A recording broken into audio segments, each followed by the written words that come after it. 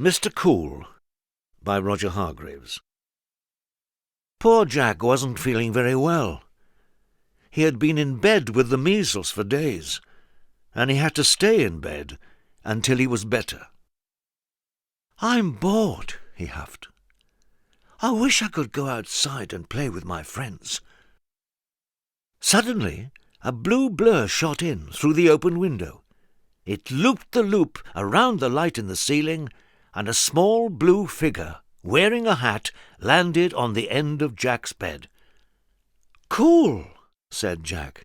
"Oh, that's me, Mr. Cool," said Mr. Cool. "Cool," repeated Jack. "You look a bit bored," said Mr. Cool.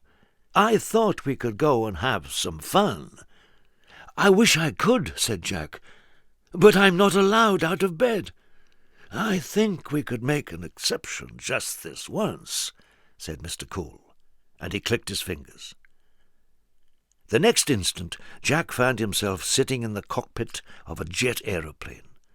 "Why don't you take it out for a spin?" suggested Mr. Cool. "What? Can I really fly it?" said Jack. "Sure you can," said Mr. Cool. "It's easy."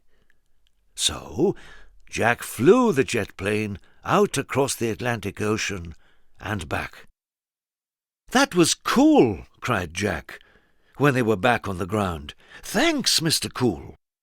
"We haven't finished yet," said Mr. Cool, and he clicked his fingers again.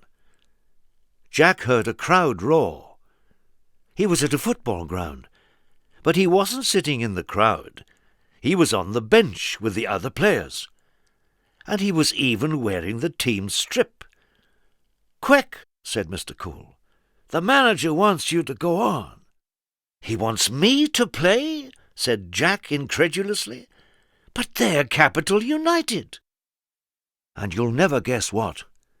Jack scored the winning goal. "Wow, that was so cool," said Jack. As Jack walked off the pitch, Mr. Cool clicked his fingers and whisked them away to climb the tallest tree in the world. He clicked his fingers again, and before you could say Jack Robinson, they were standing on top of a mountain. "Where are we?" called Jack over the noise of the wind. "Mount Everest," said Mr. Cool. "How cool! What are we doing here?" shouted Jack. "Sledging," said Mr. Cool. "Let's go!" Jack and Mr. Cool slid from the very top to the very bottom of Mount Everest. "That was the coolest thing ever!" cried Jack. "It was more like the coldest," stuttered Mr. Cool.